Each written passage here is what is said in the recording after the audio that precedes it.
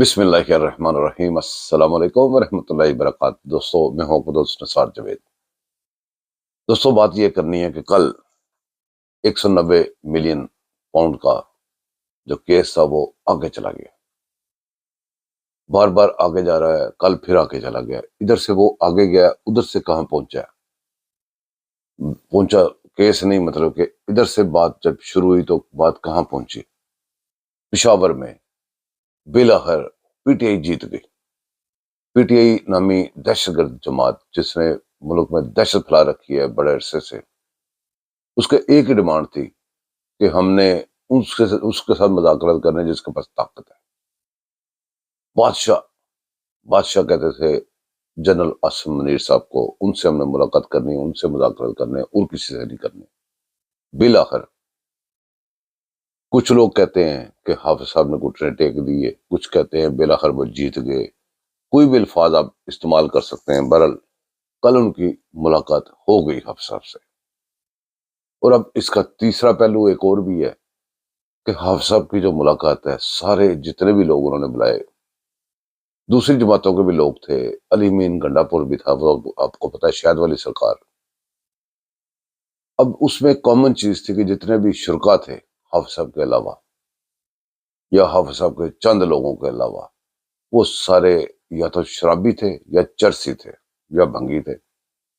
شرابی، چرسیوں، بھنگیوں کے ساتھ حافظ صاحب نے ملاقات کی، اور وہ جو ہتھیار تھے جو اٹھا رکھے تھے، جو وہ فرما رہے تھے کہ میں نے کبھی نہیں پھینکنے، وہ کل پھینک دی۔ یہ اس کا ایک رخ ہے۔ اب دوسرا رخ کیا ہے؟ دوسرا رخ یہ ہے کہ ہمارے پاس اتنا علم نہیں ہے جتنا ان کے پاس ہے۔ جو گیم سے باہر بیٹھے ہوئے لوگ ہوتے ہیں، ہم ہیں گیم کے باہر بیٹھے ہوئے لوگ، وہ ہیں گیم کے اندر بیٹھے ہوئے لوگ۔ جو گیم کے اندر جو پہلوان لڑ رہا ہوتا ہے اس کو پتا ہوتا ہے میں نے کون سا داؤ پیج لگانا ہے۔ باہر والے تو ہمارے جیسے تو ویسے شور کرتے تھے، فلانا داؤ لگا دو، فلانا لگا دو، فلانا لگا دو۔ ٹھیک ہے، یہ بھی میں مانتا ہوں کہ ہمیں بہت زیادہ دکھ ہوا ہے کہ اس دہشت گرد جماعت کو اتنا اہمیت نہیں دینی چاہیے تھی۔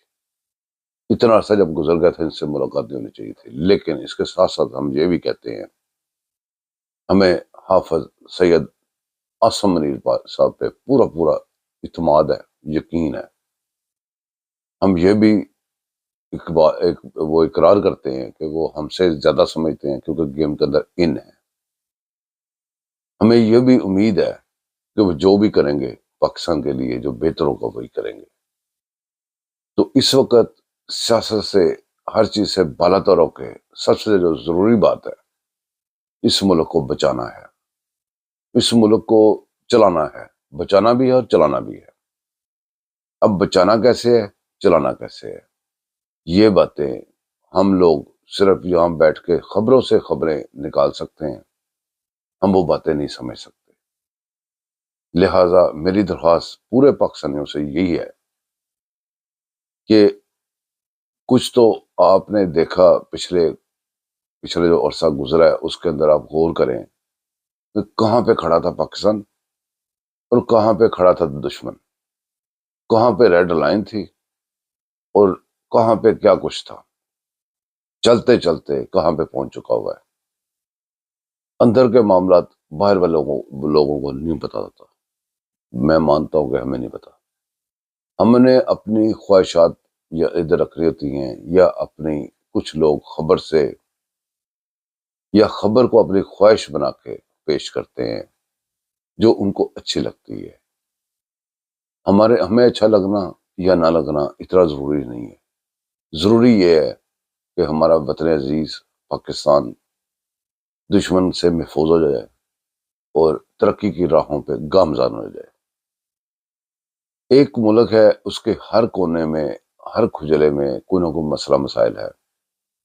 اگر آپ کے پی کے میں چلے جائیں، وہاں پہ آپ کو پتا ہے دشمن نے بڑے سال محنت کر کے ہمارا جو کے پی کے ساتھ ملک، ہمسایہ ملک لگتا ہے، اس کے اندر کیا کچھ جمع کر رکھا ہے، انڈیا کو کہاں رسائی دے رکھی ہے وہاں پہ، اور کتنا اسلحہ وہاں پہ ڈمپ کر کے وہ تیاری کر کے بیٹھا ہوا ہے۔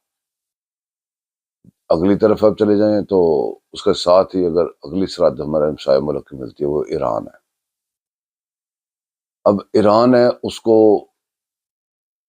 کچھ لوگ کچھ سمجھتے ہیں، کچھ لوگ کچھ سمجھتے ہیں۔ میں ایک بات جانتا ہوں، مجھے ایک بات کا پتہ ہے کہ اسرائیل والے جو لوگ ہیں وہ اسرائیل سے زیادہ ایران میں رہتے ہیں، اور آج تک جب بھی انہوں نے، ایران نے، امریکہ نے ایک دوسرے کو دھمکیاں لگائی ہیں، جب بھی ایک دوسرے کو کہا کہ میں تباہ و برباد کر دوں گا، تو وہ فوراً اس کے ارد گرد کا، ایران کے ارد گرد کا کوئی ملک، کو عرب کنٹری تباہ ہو گیا۔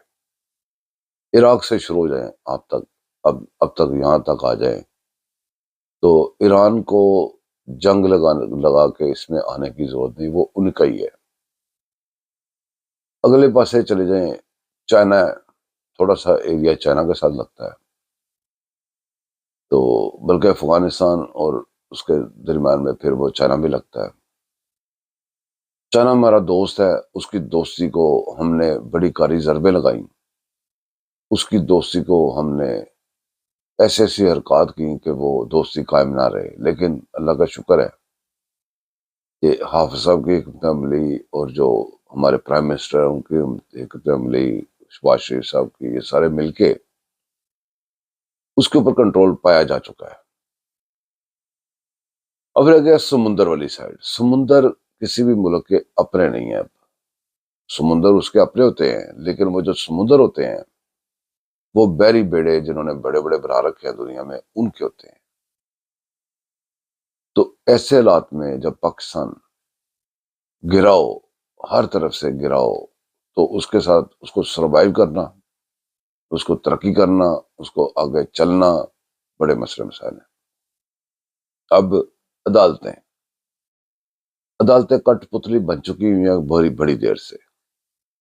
وہ کہیں بھی آپ دیکھتے ہیں، کہیں پہ اس کے اندر کچھ ملاوٹ ہوتی ہے، کوئی بھی فیصلہ ہوتا ہے اس کے اندر ملاوٹ ہوتی ہے،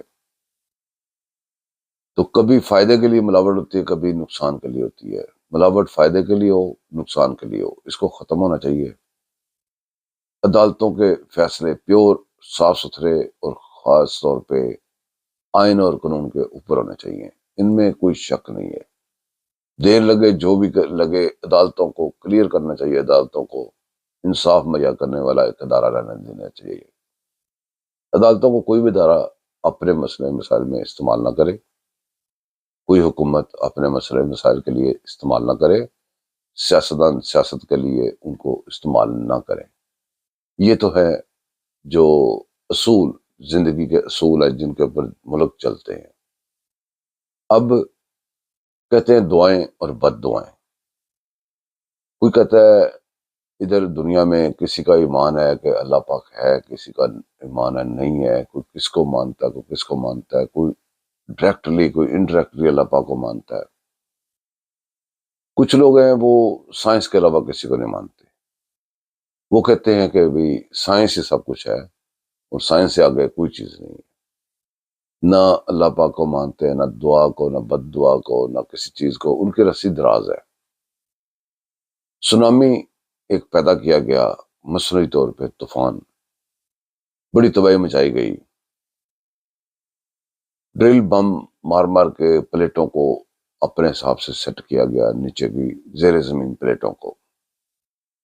زلزلے لانے کی ٹیکنالوجی اس ملک میں آئی، ویوز کی ٹیکنالوجی اس کنٹری کہہ رہا ہوں، اس دنیا میں آئی، اور وہ جتنی ویوز اور وہ انڈر دا سی اور انڈر دا ارتھ جتنی بھی وہ پلیٹس ہیں، وہ ٹیکنالوجیز کسی ایک خاص طاقت ہے ان کے پاس ہے جو سائنس کو مانتے ہیں۔ دعا اور بد دعا پہ ان کا یقین نہیں ہے۔ 50,000 منہ سے کہنا ہوتا ہے، لوگ اس میں، بچے، عورتیں، بوڑھے، وہ بھون دیے گئے، ان کی زندگیاں تباہ کر دی گئی، ان کے جو بلڈنگیں، گھر، ہر چیز ملیا میٹ کر دیا گیا۔ انسانی حقوق کے علم برداروں نے، جو انسانی حقوق کے نام پہ دوسرے لوگوں میں دوسرے کنٹریز میں انٹرفیئر کرتے ہیں، تو کسی کے کان پہ جوں نہیں رینگی۔ جو مسلمان تھے، مسلمان اپنی مسلمانی لے کے اپنی جانیں بچاتے بیٹھے رہے، اور ان کے مسلمان گاجر مولی کی طرح کٹتے رہے، سارے لوگ بے حس ہو کے دیکھتے رہے، بالآخر قدرت نے جوش مارا، وہ آگ جو دشمنوں کے گھر میں انہوں نے لگائی تھی ان کے گھر میں پہنچی ہے، کیسے پہنچی ہے، کس طرح پہنچی ہے، وہ ابابیل کا واقعہ یاد آتا ہے کہ جب کوئی بھی کچھ کرنے کے لیے تیار نہیں تھا، جیسے حضرت عبد المطلب نے کہا تھا کہ جانور ہمارے ہیں، جو خانہ کعبہ ہے وہ جس کا ہے وہ خود حفاظت کرے گا، تو اس نے کی، ابابیل آئے۔ اسی طرح یہ جو مسلمان ہیں یہ بھی اسی کے ہیں، جس کا کلمہ پڑھتے ہیں، جس کے نبی کا کلمہ پڑھتے ہیں، تو پھر اس نے اپنی حفاظت کیسے کرنی ہے اس کی حکمت وہ جانتا ہے، حالانکہ وہ ادھر بھی ان کو جواب دے سکتا تھا، اس کی وہ بڑی حکمت والا ہے، دعا اور بد دعا اثر رکھتی ہے، آپ کیسے بھی اس کو لے لیں، کس طرح بھی آپ ذہن میں اس کو بٹھائیں، لیکن مسئلہ اس میں یہی ہے جب وہ بد دعائیں آہیں، سسکیاں وہاں پہ آگ کی شکل میں پھیل رہی ہیں، اور یہ ہو سکتا ہے ابھی صرف وارننگز ہوں، تو جب قیامت آئے گی تو جیسے ہم کہتے ہیں نا کوئی بندہ مر جاتا ہے تو یہ نہیں کہتے اس کو اللہ نے مار دیا، یہ کہتے ہیں اس کا کوئی نہ کوئی بہانہ بنتا ہے، ہارٹ اٹیک ہو گیا تھا، ایکسیڈنٹ ہو گیا تھا، یہ ہو گیا تھا، وہ یہ نہیں کہتے کہ اللہ میاں نے اس کو مار دیا۔